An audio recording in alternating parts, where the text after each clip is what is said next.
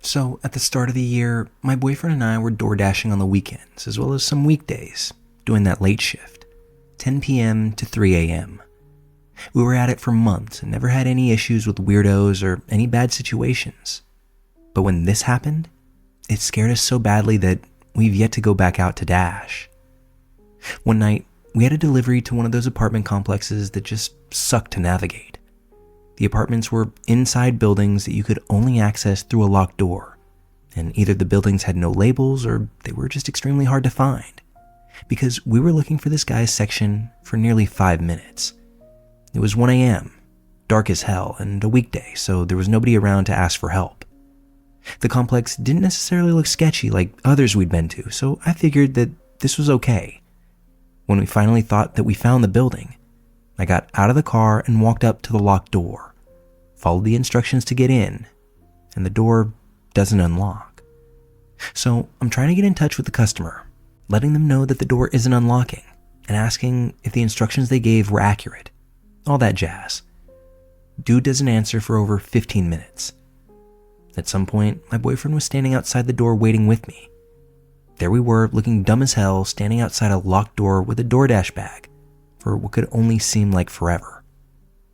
When the man finally answered, he told me that I was at the wrong section. He was at the door and he didn't see any sign of us. At this point, we've wasted so much time waiting that I just took off running towards what I thought was the correct section. I don't really know why I did this. I think I was frustrated and extremely stressed out by the whole situation. I told my boyfriend to get back in the car and to follow me. Well, while I was running, I came across this man who couldn't have been much older than me, standing at the back door outside one of the buildings. He's leaning on the rail, smoking a cigarette. I briskly walked up, smiling, holding the bag on display so he doesn't think that I'm running up on him for no reason. I asked if he had a DoorDash order. You're not really supposed to do this. I was just so sure that it was the guy. After all, he was the only person standing right outside of a building. He looked at me for a second, not meeting my eyes, and I could tell that this guy was high as shit. This didn't really bother me though, because everyone smokes in the city, including me, and I can't act holier than thou if you've got the munchies. He answered, I didn't get anything. His demeanor was a bit off, and it took him way too long to think about whether he had ordered a DoorDash or not. But I just shrugged it off as him being high. I thanked him, apologized, and kept running down the sidewalk to try to find this dang section. I got to the end of the street and looked around, still not seeing a single sign or symbol indicating what the buildings were. I got my phone back out and was hard staring at the map, thinking maybe I could just run to where the customer GPS point is, which wasn't actually that far away from me. I turned around and I saw my boyfriend had finally come around the bend, but he too stopped at that guy standing outside to ask if he had a DoorDash order. His passenger side was facing towards the guy. My partner had the window rolled down, I guess asking him or talking to him or whatever. I don't see this man actually say a single word to my boyfriend, but I do see him get off the rail and start walking to the driver's side of the car, one hand tucked into the pocket of his sweatshirt. That's when this sickening feeling set over me. It's so hard to describe because I had never felt anything like that before. My heart was beating so fast in an instant, and I couldn't feel it. My throat was tight. I felt this immense sense of dread. Every part of me screamed danger. I was sprinting at the car before I even realized what I was doing, and I still clearly remember thinking to myself, no, please don't hurt my baby. I managed to reach the car right as the guy was rounding the front bumper, and with adrenaline flooding my system, I got between him and the driver's side door that he was approaching. I all but thrust that DoorDash bag in front of him with a big fat fucking fake smile on my face. I can't remember the tone that I used, but I know I was insistent, and I said, "This is your order, right? I'm so sorry, I was just really confused by the complex. Here, take your order." He pauses for a minute before taking the bag and going, Yeah, this is mine. My bad, I'm high as fuck," and went back inside the building that he was standing outside of. Immediately, I got my ass back in the car, locked the doors, and told my boyfriend to take us home now. We're done for the night. The entire way home, I couldn't stop shaking. after about 10 minutes of a very quiet drive, the actual customer from the dash that we just did texts me. "Hey, it says it was delivered, but I didn't get it." I just let him know I was sorry, that something went wrong, and I was working with DoorDash to get him a refund or a new order. Once we got home, we did get it all sorted out, but that didn't matter to me. That night we ended up deleting the apps and haven't gone out since. At the time, my boyfriend said he didn't feel threatened, but when we talked about it recently, he admitted that that night was why he never wanted to dash again. I don't really know if the guy had malicious intent, but the whole thing was really unsettling. And I will never forget how he approached the car with his hand in his pocket like that. My city is far from the safest, and this is something that I know. The way that man beelined for the driver's side door, not saying a word, dead of night, all of that points to something not so nice happening. I've been robbed once before in my life. I know what it's like to have a weapon thrust in my face. I didn't know it when it happened, but as I've remembered back over the years, that's what it looked like in the lead up. Someone walking at me with far too much momentum, a hand that I couldn't see, and then me having to hand over all my valuables. I know those situations can go sideways in a split second, and I didn't want the man that I love to be faced with that. I'd make the same decision that I made 100 times over, but it's certainly not something that came with no fear.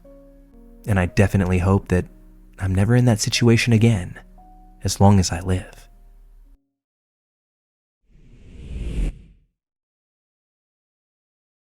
As a child, think somewhere around kindergarten age, I loved to talk. If anyone had a question for me, I would gleefully give them way too much information. Most people found it endearing and would praise me for being so smart, which encouraged me a lot. My mom and I normally shopped at the market just a few minutes away from our house. My mom had been shopping there for 20 some odd years at this point and was friends with most of the workers, so I was friendly with them too and was always happy to talk with them. Whenever my mom would get distracted talking to someone, I, with the attention span of a 6-year-old, would wander down and around the aisle. My mom would keep an eye on me to make sure I didn't get too far, but if she was distracted, one of the employees would usually be around and gently guide me back to her. One day though, we went to a different market that I couldn't remember having ever been to before. We were walking around the aisles when my mom ran into a friend of hers. They started talking, and I, not realizing that I no longer had a store full of adults keeping an eye on me, started wandering around the aisle like I was known to do. My eyes caught some colorful display. I think it was flowers or balloons or something, and I went over to look. Once I was satisfied with my inspection, I turned back to the aisle only to find that my mom wasn't there. That had never happened before. I looked around a little, though not moving from my spot near the colorful displays. Since it was near the registers, there were a decent amount of people nearby, which I'm thankful for now. As I was looking around, an employee came up to me. He was older than my sister. She was about 13 at the time, and younger than my dad, who was in his mid-40s, which was about the only way I knew how to gauge age at that point. Now I would say that he was probably in his early to mid-20s, if I'm remembering correctly. "Hey there," he said nicely, in a tone that you'd normally speak to kids in. I cheerfully said hello, actually stepping a little bit closer to him. "Are you looking for your mommy?" I say yes, happily explaining that I had last seen her talking to her friend, and that I could normally find her easily when I wandered away, so I wasn't sure where she could have gone. Does she leave you alone often?" "No, not really. My older sister was normally with me if my mom wasn't. She was super mature, so if my mom had to leave for a little bit, she knew that I'd be okay. And she never left us alone in public, just at home, if she needed to run somewhere quickly. Never for very long either. Just the length of time of a Pokemon episode or something. And my dad, he was at work a lot. Didn't come back home until late, just if you were wondering about that detail." "Well, where do you live?" Wouldn't you know it, I just learned my address. We just learned how to mail a letter in school. Even took a little class trip to the mailbox on our school corner to send them out. I knew how to write my address now, and I knew how to say it. Want to hear? Of course you do. I know kids are naive, but I was just downright dumb. I was diagnosed with a form of color blindness a couple years after this. Basically something known as red-green color blindness. Makes sense, as I was totally blind to all the red flags here. Where do you go to school? Who picks you up? Well, I go to the local elementary school. I don't know the address though, sorry. But I know what street it's on because I wait on the sidewalk for my mom or daycare sitter, depending on the day. So I see the street sign a lot since I'm usually waiting for a while to get grabbed. Do you like animals? Puppies. I'm scared of dogs and cats and pigeons. Fish scare me too a little bit. Flies scare me a lot, but you know what doesn't scare me? Turtles. I have 5 turtles. We don't have any dogs that might bark or bite if someone drops by the house. Our neighbor does though. Those dogs are always behind a gate, so they don't scare me as much. It had only been a few minutes since I last saw my mom, even with how much information I was dumping on this guy. I was a pretty fast talker, but I was starting to get a little antsy. Not because I was uncomfortable talking to a stranger, but because I had skipped lunch that day specifically to con my mom into letting me get a bagel from the store next door, which was why we were at that market in the first place. My mom was holding onto the bagel to make sure I didn't try to eat it too fast and choke, which apparently I had done several times in the past.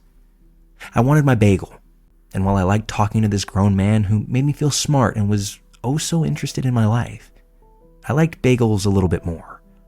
Plus, if I caught my mom when we were near the bakery section, I might be able to use my charm and cuteness to get me a cookie. So, I gotta find my mom now. Oh, okay. Well, I'll walk around with you and help you find her. You mean you want to lead me through the market you work at, where you can easily bring me to the back room, meat locker, or any number of places? Yeah, sounded good to me apparently. Ozzy. That's when I look around to see my mom, the relieved look on her face slowly changing into something more anxious. She immediately grabs my hand and I can tell she wants to lay into me, probably for leaving the aisle, but she seems more occupied on the man in front of me. Before I can even open my mouth to introduce him, or remember that I never even got his name, he quickly says that he's glad that I found my mom, and he needs to get back to work. Then he practically runs to the back of the store. My mom puts her hands on my shoulders and looks me in the eye, her expression far more worried now. What was he talking to you about? She asked, her voice more serious than I think I'd ever heard. Mom, can I have my bagel? My mom opens her mouth, pauses, and goes into her purse to hand me that bagel. Between bites, I happily tell her about the conversation and everything I remembered. My age and grade, pickup schedules, things that I like and dislike, my actual address. My mom gradually became paler, then red with anger. She brought me over to the manager and I don't remember much about that conversation. I got a cookie. I remember that pretty well. It was shaped like a watermelon, which was apparently far more important to me than paying attention to what was being said by these adults. The police weren't called.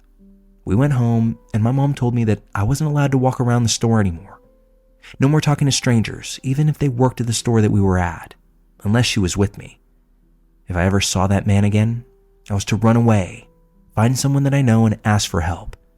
And if all else failed, scream at the top of my lungs, just like when a fly lands on me. My mom knew me really well. I agree pleasantly, not really fazed by anything she's saying. I know that some people are bad, but bad people look bad, right? They talk mean and look scary and try to grab you. This guy didn't do any of that, so he wasn't bad, was he? But if my mom was saying it, then I'd listen. And I better enjoy that cookie because we weren't going back to that store ever again. Gonna jump ahead a few years now. When I was around 12, our school had a safety assembly and was talking about the shady things adults do to get close to kids, and a very, very watered down version of what they most likely wanted. I'm sitting there listening, and it's only then that I suddenly realize what had happened all those years back. Oh, if my mom hadn't found me, something bad might have happened. If not in the store that day, then in front of my school. And if not in front of my school, then maybe at my house. I think it was that day and that moment where I learned not to be such a big mouth.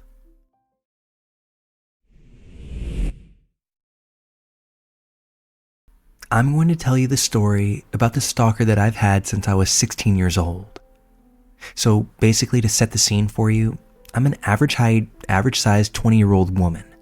I've been told I'm very approachable and perhaps a bit too nice to strangers. I sometimes just don't have the heart to tell people to f*** off, and I definitely should.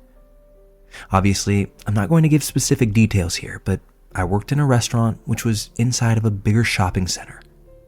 My stalker was this old man named Eric. He worked for the actual shopping center itself and not a store inside it like I did. When I was 16 and first started the job, I was quite timid and a bit awkward and let anyone say pretty much anything to me. I didn't quite know what to say when older customers and other employees would make inappropriate comments to me. I would simply just laugh off whatever people would say or not respond. In my 16-year-old mind, this was the easiest way to handle that type of situation. I had one other friend at my job who was my age, and her name was Jessica. Jessica had worked there for longer than I had, and one day she asked me if I'd heard of this guy who worked in the shopping center called Eric. Jessica described Eric as very strange. She didn't exactly describe him as frightening or unsettling, or even someone to be afraid of, just as this really eccentric man. She and other employees would laugh at his odd sayings and all of his awkward behavior. Jessica had also told me that Eric had brought her a present on Valentine's Day: chocolates. Now, anyone would think that this was friendly behavior or some harmless flirting. If he wasn't a 50-something-year-old man bringing chocolates to a 16-year-old girl that he barely knows. Shortly after, I began to see for myself that Eric wasn't just an innocent old man with a slight crush. The guy had other things on his mind. The first time I remember Eric approaching me was when I was filling up a machine near the entrance of my work. This machine was out of the view of all of the other employees, and the restaurant was empty, so this was pretty much the perfect time for a creep to approach without being seen. Eric wasn't supposed to enter my place of work when he was working at the shopping center, so he had deliberately gone out of his way to come and speak to me. To describe this man's appearance, he's your typical creepy old loner. He was gaunt, had gray hair with bald patches, and had beady little eyes which he never averted from yours, and I can't get them out of my head even to this day. Eric must have snuck up on me. As I looked up, he was standing right next to me, just a little too close. I could feel his breath on my cheek. Instant shudder. "My name is Lucy." Eric asked me, "Lucy, are you married?" He almost giggled after he asked me this. He had the smirk on his face, which made me feel as if he was trying to pretend that he thought I was older than I was. And at the age of 16, I looked 16. Eric liked to ask me questions that he already knew the answer to, just to see what my reaction would be, letting me know in his own way that he had been looking up information about me on social media, and this was something that he would do frequently. I began to lock on to the fact that Eric had been going a little further than just approaching me at work, and instead stalking my social media accounts in the weeks following our first encounter. This was only confirmed when he started asking me very specific questions about things I had posted about in the days before. For example, I had posted on Insta about a tattoo that I got, which was in homage to my favorite band. I was serving a customer one day, only to be interrupted by a shrill but quiet voice. It was Eric. His eyes were huge, and he had a look of pure excitement and menace on his face. He had yet again entered my workplace when he wasn't supposed to, just to speak to me. He asked me, "Lucy, what's your favorite, insert my favorite band name here, song?" Eric relished in my discomfort, and you could see by my reaction that I was clocking the fact that he had been viewing my personal social media.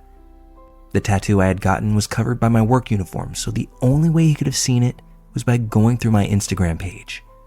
This creeped me out majorly, but somehow I just forced myself to forget all about it and carried on working. Over the course of the next few months, Eric would come into my workplace more and more frequently, asking me bizarre questions and still reciting back to me things that I had tweeted about or posted on Instagram. Every time I would see him, I would get visibly uncomfortable, and it seemed like he liked this. Like this is what he wanted. All while this was happening, Jessica approached me and let me know that Eric had followed her in his car on her walk home from work, slowing down to ask her where she lived. I had also been told other disturbing news about Eric from multiple different sources. It seemed as if he was becoming more invested in whatever his intentions were towards both me and Jessica. News had traveled to one of my managers about Eric's unsettling actions towards us, and this manager informed me that a few years ago, Eric was rumored to have followed a young girl who used to work for our restaurant into the restroom. Things didn't quite make sense to me. He was known for being a creep, yet still employed at the shopping center. On one hand, I was glad to know I wasn't just creeped out for no reason, but on the other hand, I was scared, as apparently he'd been doing this for years and no one had acted to stop him. Anyway, there was this woman who worked at the same place as me named Rebecca, and she had some sort of disability which caused her to befriend and be trusting to people without knowing anything about them. It seems that Eric took advantage of her, as he had asked for her phone number and she readily gave it to him. Rebecca had shown me her text with Eric. He had texted her things like, "Rebecca, are you alone?" And, "Rebecca, are you sat on the bus by yourself?" But the most unnerving part of it all was the text from Eric that read, "Rebecca, could you please let me know any information on the girls that work at insert restaurant name here?" I was stunned. This was slowly turning into my nightmare. I was constantly questioning why this old man was so hell-bent on finding out everything to do with my life. Why me? He'd gone out of his way to source information about me through a vulnerable person that I worked with, and I was scared that he was going to take things further. Again, this creeped me out, but still, for some reason, I forgot about it and carried on with my life, which was very hectic at the time. And in a way, I'm grateful that I didn't have the time to dwell on Eric's growing obsession. But this was something I wouldn't be able to ignore forever, as Eric began inserting himself into my life in ways that I couldn't ignore. One night, I was watching the movie Grease with my family, and I must have tweeted something stupid like, "Grease is my favorite movie," because it is a great movie, right? Anyway, the morning after my tweet, Eric approaches me in his usual way and utters, "Do you like the film Grease, Lucy?" The same usual smirk lit up on his face, and the same usual wave of disgust washed over me. He was really making the point to let me know that he was watching me. I tried to carry on with my day, but spent the entirety of my shift feeling more than a little bit shaken up. To someone hearing this story, it may not seem as unsettling to you as it did to me at the time, but when someone's going out of their way to make sure you know they know information about you, you spend every waking hour thinking about what they plan to do with this information and why they insist on taunting you with the knowledge that they have. The very second I clocked out of work and got into my car, my phone went off. This was a notification from PayPal. I clicked to see what it was, and I had received £3 from Eric Stanley. The note attached to it read, "To Lucy, Grease is the word, from Eric." Okay, now he's found my PayPal account and sent me a little bit of money with a quote from the movie attached to it. If this wasn't crazy enough, in the days following, I received a string of anonymous calls, incessant ones. I was in floods of tears and ended up having this huge panic attack. I felt like there was no escape. My phone would ring and ring all night long. I had to turn it off to get away. Even when I turned my phone back on, the calls would just continue. And every time my phone would ring, my head felt like it was being impaled with the sharpest knife in the world. I was on complete edge. The phone calls that I did answer were just someone breathing down on the other end of the phone, making a point to breathe heavy. I even swear that they were trying to sound as if they were touching themselves, which sickened me. I had no proof that it was Eric. All these calls came from random, different numbers. But it wasn't hard to put two and two together after all the lengths that he had gone through in order to track down my personal information. If he had found out my PayPal address, my phone number, and all of my social media accounts, what was stopping him from finding out where I live? From breaking in? From trying to hurt me or my family?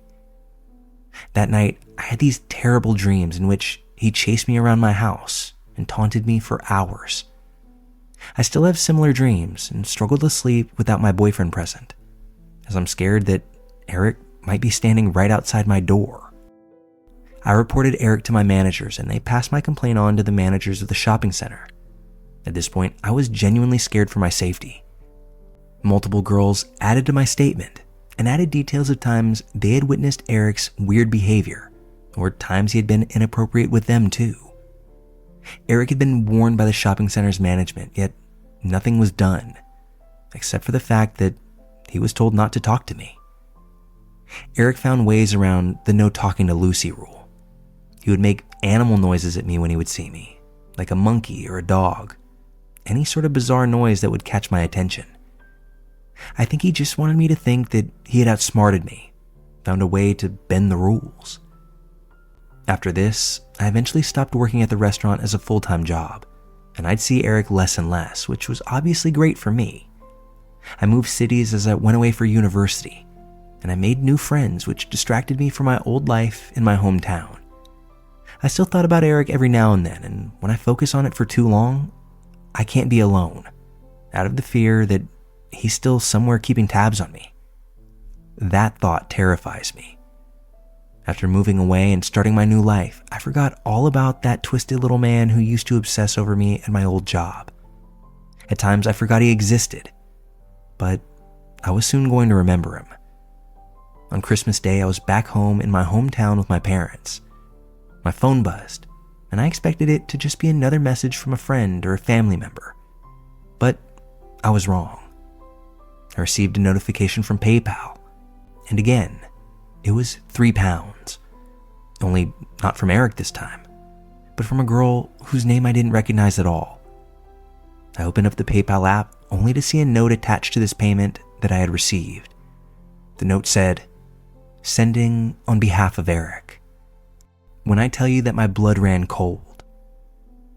I had just about forgotten all about this man, and all he had done to make me feel unsafe and unsettled, and yet here he was again, antagonizing me, yet this time doing it through other people. Perhaps this was his way of telling me that him being banned from talking to me himself won't stop him from entering my world. I threw my phone down on the couch and spent the night drinking with family until I forgot about the notification. I know that I probably should have told someone about it, but I just wanted to do as much as I could to block him out. I didn't want him to control me anymore, and I since haven't seen or heard anything from him. And I really wanted to stay that way. I think Eric still works at the shopping center, and he lives local to my parents. I avoid my old workplace so I don't have to see him, and he doesn't get to see me. All of my socials are private, and I don't answer calls from numbers that I don't know. I should have picked up these habits a long time ago, but apparently, I needed to learn the lesson that the more someone knows about you, the more they can use it against you.